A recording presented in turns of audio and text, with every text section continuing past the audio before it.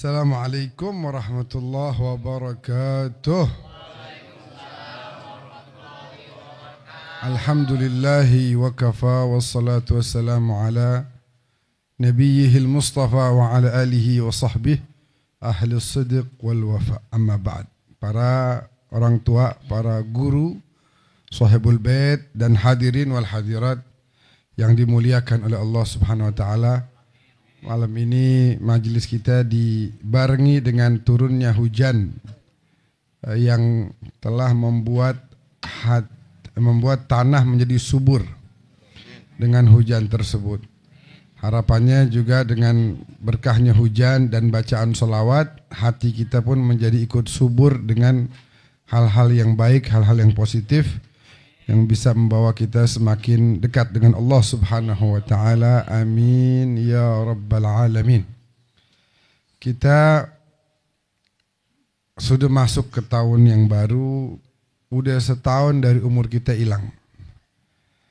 Semalam saya ceramah bareng Kiai Ainul Yakin Abdullah Syafi'i. Kata beliau, kalau bicara tentang udah lewat dari umur kita selama setahun, yang paling berasa yang ngontrak tuh katanya. Udah harus bayar lagi aja ini, udah setahun ya bayar, nggak berasa gitu, kayaknya kemarin baru bayar udah bayar lagi. Insya Allah pada punya rezeki yang banyak, pada punya bisa punya rumah yang insya Allah nyaman, luas, dan bisa bermanfaat dunia dan akhirat. Amin ya rabbal alamin. Dan tahun yang baru ini juga harus kita awali dengan niat. Niatnya supaya setahun ke depan bisa lebih baik dari setahun yang lalu. Sebab semuanya dikasih modal setahun yang sama. Ini kan semua di sini kan sama aja. Dikasih sama Allah nih 365 hari kalau tahun syamsiyahnya. Nah, semuanya sama modalnya dari Allah. Kesempatan berdoanya juga sama, nggak dibedain. Oh ente doanya cuma kasih sejam doang dalam sehari, ini 5 jam. Enggak, semuanya sama. Ayo, siapa? Hal min muddakir, hal min taib, hal min dhi hajah. Tinggal kita mau nggak nyampein hajat kita sama Allah. Sebab kesempatannya sama, semuanya boleh doa. Tinggal kita mau doa apa enggak. Semuanya dikasih kesempatan sama dalam sehari 24 jam, nggak ada yang beda. Tapi kenapa kok ada yang lebih sukses? Tapi kenapa kok ada yang lebih banyak ilmunya, lebih bahagia? Karena dia menggunakan waktunya itu dengan baik, dengan sungguh-sungguh. Belajar Al-Qurannya benar, ya. Bukan buka Al-Quran kayak yang lagi viral tuh. Wah, brok, buka. Udah dibuka, orang suruh baca sama dia. Bukan dia yang baca. Udah gitu dia ngomong, Al-Quran gue makan juga nih. Ngomong begitu, bayangin, Quran mau dimakan. Na'udzubillah min dzalik. Kemarin bahasa itu kan udah tuh, semut udah ya. Asqali inna rahmatan, katanya begitu kalau semut. Kemarin keluar lagi cacing. Ashkida begitu. Bidadari ngomong sama dia katanya, begini saya lupa dah tuh bahasanya. Dia jawab, bidadari tak dulu ya, saya lagi sibuk di dunia nih katanya. Allah ngomong sama dia. Allah suruh saya kasih tanggung jawab. Saya bilang, ya Allah, Nabi Muhammad setuju apa enggak? Bayangin. Aneh videonya, aneh lihat. Nabi Muhammad setuju enggak? Tanya, Nabi Muhammad setuju enggak? Setuju, kata dia. Tanda tangan Nabi Muhammad. Kalau setuju tanda tangan. Udah nih, Nabi Muhammad bertanda tangan. Tak dulu. Allah udah, Nabi udah, malaikat setuju apa enggak? Kayaknya beda gitu. Allah kalau udah ini, Nabi Muhammad belum tentu. Kan nggak benar. Malaikat tanda tangan juga. Makanya kalau orang macam-macam sama saya mati katanya. Sebab backingan saya malaikat. Coba. Nabi aja Nabi kagak semuanya bisa ngomong sama hewan. Nabi Sulaiman, ya tentu Nabi Muhammad pasti bisa. Dan beberapa aja yang kita tahu. Ini Nabi bukan, ya kan? Rasul, bukan. Mau dibilang wali, kata Nabi Muhammad waktu ditanya siapa itu wali-wali Allah, Nabi Muhammad jawabnya gini, wali-wali Allah itu adalah yang man idza ru'u dzukirallah. Wali-wali itu ketika kita lihat wajahnya, belum dia ngomong nih, belum, baru kita lihat wajahnya, langsung kita ingat Allah. Coba lihat siapa namanya, Kiai Haji Syafi'i Hazami. Kita lihat wajahnya, almarhum Kiai Zainuddin MZ, teduh wajahnya. Habib Ali Bungur, tuh Habib Ali Kuitang. Sekarang misalnya kita lihat wajah Habib Lutfi, para kiai-kiai yang arifin billah tabaraka wa ta'ala, Mbah Maimun Zubair, coba pandang wajahnya itu, ingat Allah kita, Masya Allah, khusyuk. Nah ini ngelihat kayak begitu. Tapi bener, Zainuddin MZ, Masya Allah, udah ngomong dari dulu. Indonesia ini ibarat pasar, apa aja laku di sini. Udah tahu Nabi Muhammad yang terakhir, Khatamul Anbiya wal Mursalin, terakhir. Ya, tiba-tiba ada yang ngaku Nabi, ada yang ikut tuh, laku. Ada yang ngaku Nabi, ada yang ikut di Indonesia, ketangkap sama polisi. Bayangin coba tuh, penjara. Ada lagi ngaku malaikat Jibril. Coba, mana perempuan lagi. Bayangin kalau malaikat perempuan lagi datang bulan, bagaimana tuh? Nyampein wahyunya bisa berantakan. Pakai emosi. Lu paham gak sih lu? Wah. Perempuan malaikat Jibril. Masuk, tangkap lagi polisi. Jadi hebat para polisi kita. Selain menangkap para koruptor, ya kan, orang-orang jahat, Nabi sama malaikat juga ditangkap sama dia. Makanya kemarin HUT Bayangkara kita apresiasi. Tinggal yang atu, tapi yang atu ini biarin lu dah. Jadi hiburan. Jadi hiburan benar. Kalau kita lihat ketawa. Nyanyi-nyanyi kemarin. Waduh, pokoknya lucu dah. Dan kita sedih gitu ya, ngelihat kayak model begitu. Udah jelas Nabi bilang ahibbul Arab li thalath, cintai Arab karena 3 perkara. Karena li anni Arabi, saya orang Arab. Wal Quran Arabi, Al-Quran bahasa Arab. Wa kalamu ahlil jannah Arabi, omongan orang di surga nanti bahasa Arab. Tiba-tiba dia bilang enggak, omongan di surga bahasa Suryani katanya. Ini jelas melanggar apa yang Nabi udah sampaikan. Udah jelas-jelasan Al-Quran digituin. Brok, buka brok. Baca. Makan juga lo. Coba begitu. Cuman lagi-lagi yang aneh apa? Ada pengikutnya. Itu kan aneh. Kita belajar yang benar dah. Kita belajar yang benar. Kita fokus saja. Nih yang jelek-jelek di hati kita perbaharui. Niat untuk menghilangkan, menghapuskannya. Itu ada contoh bagus tuh. Misalnya begini, kan tadi saya bilang bahwa modalnya mas sebenarnya sama. Hari yang Allah kasih setahun sama-sama 365 tahun kalau tahun Syamsiah. Pintu dikabulkannya doa dibuka juga bagi semua hamba. Tinggal siapa yang mau berdoa dapat. Nah, itu kalau digambarin ada 2 orang punya dikasih lahan taman sebelahan, luasnya sama, airnya sama, tentu karena sebelahan, mataharinya juga sama, ya anginnya juga sama, pokoknya semuanya sama nih, modalnya sama, pohon-pohon yang ditanamin juga sama, persis sudah gak ada bedanya. Cuman yang satu rajin, diliatin, oh ini kudu dikasih pupuk, ini harus dibersihkan nih dari hama nih, biar pohonnya nggak apa namanya, nggak kena hama gitu ya.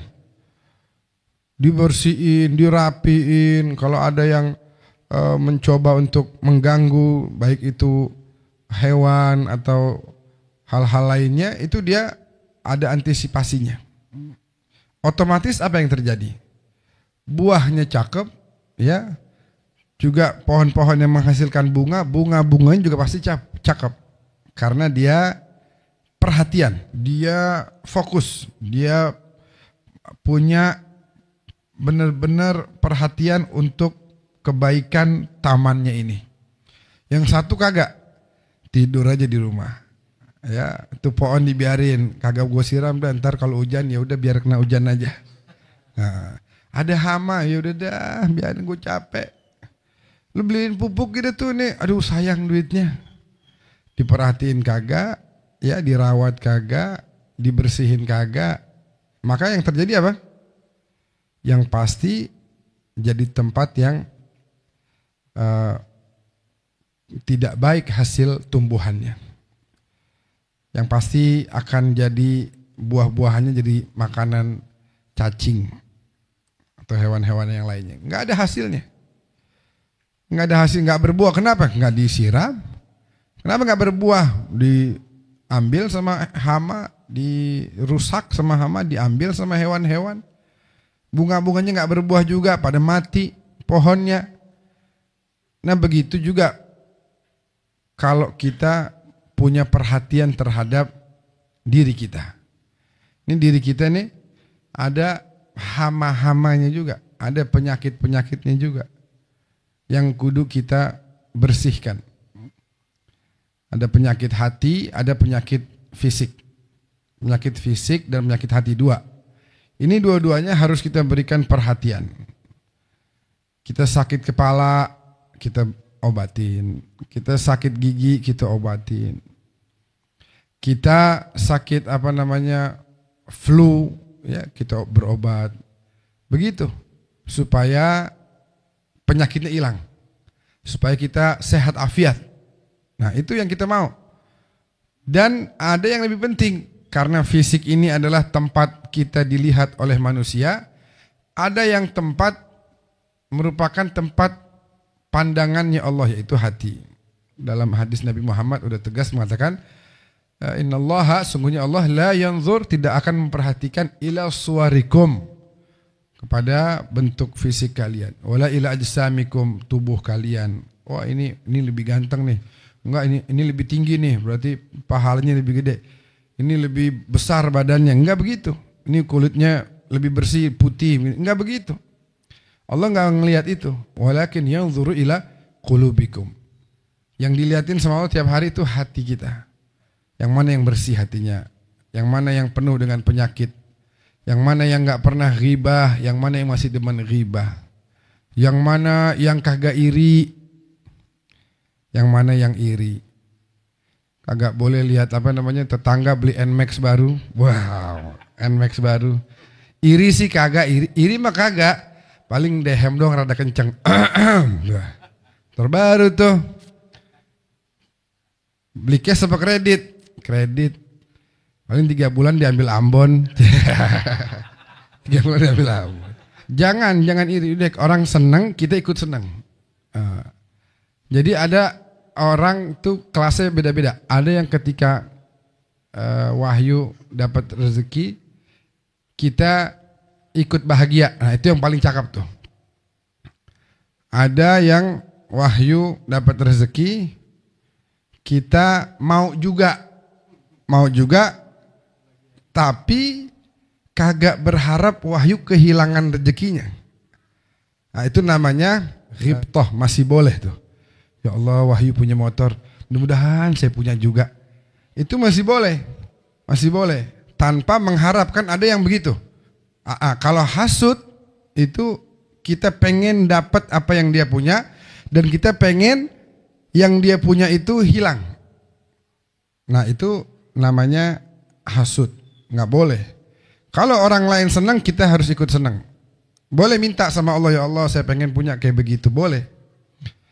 Tapi kalau kita minta dengan mengharap nikmat yang Allah kasih kepada orang lain itu hilang, nah itu namanya kita protes kepada apa yang telah ditakdirkan oleh Allah Subhanahu wa taala. Jangan begitu. doa mengharap orang lain susah nggak boleh tuh. Doa mengharap orang lain mati misalnya. Ya Allah, tuh tetangga saya nyusahin banget biar mati cepetan. Nah itu nggak boleh tuh. Nggak boleh. Oh ya sini mah kagak ada. Kagak ada. Nggak, ini kali kan nanti ada orang lain lihat. Iya kan, orang mana? Orang kebun kosong. Orang kebun kosong. Kagak ada orang ya? Nah, jadi doa kebaikan buat orang lain sambil kita juga minta kebaikan. Itu cakep. Jadi kalau dua kebun tadi, dua taman tadi, karena yang satu ini perhatian, yang satu kagak, maka yang perhatian hasilnya bagus. Wa anna laisa lil insani illa ma sa'a. Seseorang tidak mendapatkan melainkan hasil dari apa yang dia kerjakan. Dia belajar sungguh-sungguh, dia minta doa sama Allah, dia bangun relasi sama orang, dia berbuat baik, akhlaknya baik, komunikasinya bagus, sosialnya cakep, dia bakal dapat hasilnya. Cuma kalau orang perilakunya bikin gedek orang lain, nah dia dapatnya begitu.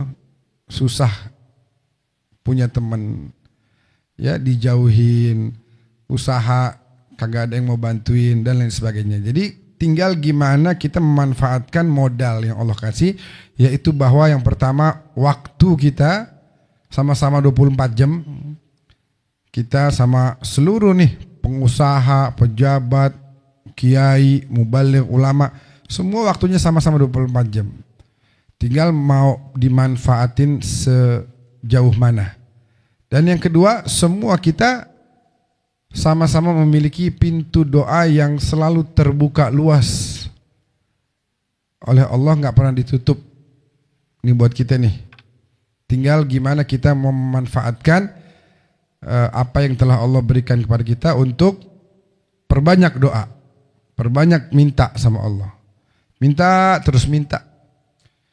Kayak doanya Nabi Ayub, ya Allah saya kena penyakit banyak benar. Anni massani ad-dur wa anta arhamur rahimin.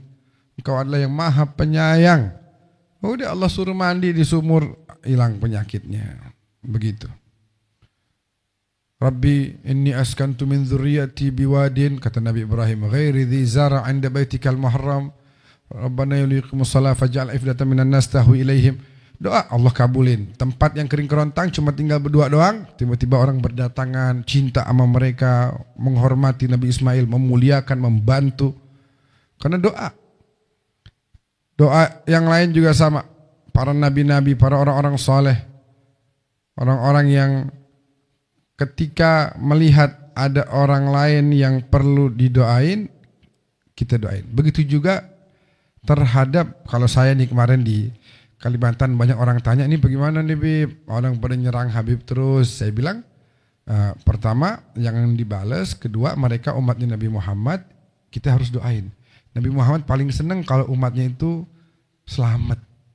Ketika ada umatnya Nabi yang kita lihat bahwa mereka jalannya rada lain, senang-senang ngatain orang, kan begitu. Ada yang di dalam video ngata-ngatain grup Ba'alwi pakai hewan yang begitu kasar, teriak-teriakan.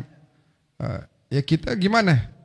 Kalau yang saya pelajari dari orang-orang soleh terdahulu, kagak pernah balas. Kagak pernah balas. Nabi Muhammad dilemparin di Taif, malah didoain. Begitu. Jadi jangan kita hina, jangan kita balas cacian dengan makian, tapi kita balas dengan doa. Ya Allah, tuh umatnya Nabimu Muhammad yang mungkin karena satu dan lain hal lagi lagi kurang benar jalannya.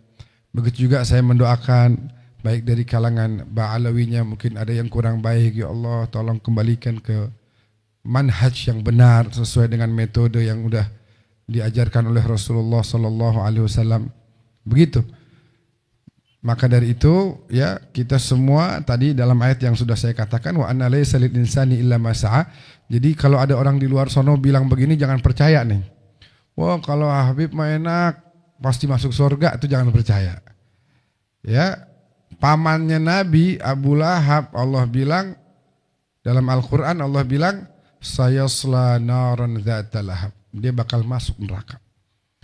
Kepada putrinya yang salehah, yang baik, Nabi bilang i'mali ya Fatimah, beramallah kamu wahai Fatimah, fa inni la ughni anki minallahi syai'an. Di hadapan Allah saya nggak bisa bikin apa-apa. Yang bakal ditanya sama Allah, amal ibadahmu mana? Itu. Nggak ditanya kamu anak siapa, nggak ada tuh. Nggak ada cerita. Oh anak siapa? Anak Nabi Nuh aja bilangin sama Allah, innahu laisa min ahlik. Ya Allah, tolongin tuh nih lagi kena banjir bandang tuh anak saya tuh. Tolongin ya Allah. Kata Allah apa? Innahu laisa min ahlik. Dia bukan dari keluargamu. Anaknya Nabi Nuh. Enggak ada istilah ordal nanti di yaumil qiyamah. Enggak ada tuh. Malaikat, anaknya Nabi Nuh. Enggak bisa. Oh, situ ntar ditanya lu sama Allah ntar ya. Semua masing-masing bakal ditanyain. Yang ditanya mana ibadahnya, bukan ditanya ente anak siapa, ente cucunya siapa. Enggak ada begitu. Wa anna laisa lil insan illa ma sa'a. Semuanya tuh, semuanya udah jelas. Kata Nabi, ya wahai Bani Hashim, la ya'tin nasu bi a'malihim wa ta'tuna antum bi ansabikum. Jangan sampai ntar di hari kiamat orang datang bawa amal ibadah, kalian datang cuma bawa modal nasab doang. Orang datang bawa nih ya Allah, ini ibadah saya, ini sholat saya, ini sedekah saya, ini begini, ini tahajud saya, ini sholat duha saya. Coba ini siapa nih? Oh ini Bani Hashim nih. Ente bawa apa? Nih saya bawa nasab nih, saya cucunya Nabi. Nggak kepake itu. Man batta'a bihi hamaluh lam yusri' bihi nasabuh. Siapa yang amalnya membuat dia menjadi lambat dalam perjalanan nanti di akhirat, maka nasabnya nggak bisa bikin dia cepat. Ini nasabnya bagus nih, udah kasih jalan, nggak bisa begitu. Nggak ada.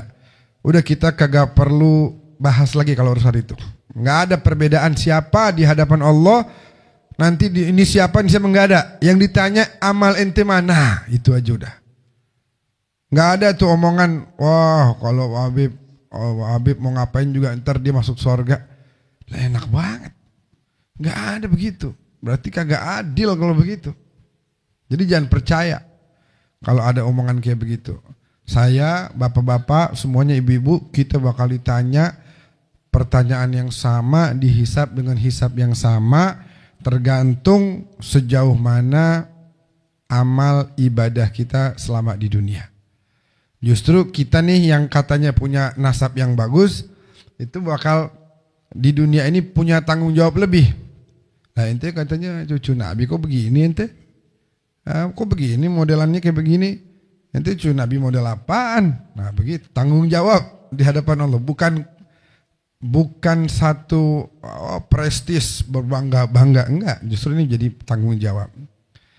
Cucu Nabi kok sama aja sama yang lain, gak ada bedanya. Lah sama aja bakal jadi omongan. Apalagi lebih buruk.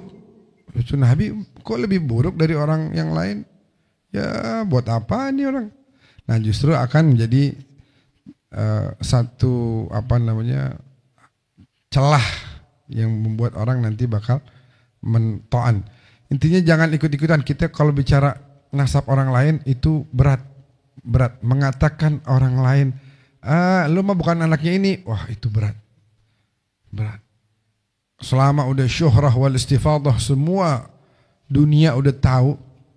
Lagian kan kata Nabi bilang apa? Mal'unun man intasaba ila ghairi abih. Terkutuk orang yang menisbatkan dirinya kepada selain bapaknya. Terkutuk. Kata Nabi Muhammad, terlaknat. Mal'unun. Ini ada orang baik nih. Saya keturunan dia nih. Padahal bukan. Kata Nabi, yang begitu terlaknat. Dan kalau mau bicara nanti insya Allah kapan, ini mudaratnya luar biasa. Dampaknya begitu buruk. Baik secara agama, secara sosial. Nah yang kita jadi pertanyaan, saya jawabnya begini aja dah. Lah ini katanya keluarga ini ngaku-ngaku, keluarga besarnya ngaku-ngaku, tapi selama 1000 sekian ratus tahun melahirkan tokoh-tokoh yang baik-baik, melahirkan tokoh-tokoh yang mulia-mulia, termasuk Wali Songo. Bapak-bapak kalau ziarah Wali Songo, saya udah ziarah lengkap. Itu ada nasabnya di situ tuh. Ya, ada nasabnya. Nasabnya ke Ubaidillah bin Ahmad juga. Nah, cuman Ubaidillah ini nanti keturunannya ada Faqihul Muqaddam. Nah, itu yang sekarang nih kita nih. Nah, Faqih Muqaddam punya paman. Nah, bukan dari bapaknya, dari pamannya ke bawah itu jadi Wali Songo. Jadi sama-sama dari Ubaidillah. Wali Songo cucunya Ubaidillah bin Ahmad bin Isa al-Muhajir jadi sosok penting yang menebarkan dan menyebarkan ajaran Islam di Indonesia. Apa bisa keluarga terkutuk, terlaknat jadi kayak begitu? Itu aja dah jawabannya dah. Sisanya kita nggak mau debat kusir, sebab udah banyak diskusi-diskusi, ya kita saling ini aja dah, berbuat baik aja, berlomba dalam kebaikan, kata orang Muhammadiyah, fastabiqul khairat aja dah. Iya kan? Fastabiqul apa? Khairat. Ntar kita bakal ditanya, ente ditanya sama Allah ngapain aja di dunia, saya juga ditanya sama Allah ngapain aja di dunia. Ayo perbanyak amal, perbanyak ibadah, perbanyak bekal untuk kita bisa mendapat ridho dari Allah Subhanahu wa taala. Itu ya. Jadi yang punya kebun atau taman yang tadi modelan yang kedua, kita harus perbaiki. Jangan, kata bahasa sekarang, kaum rebahan.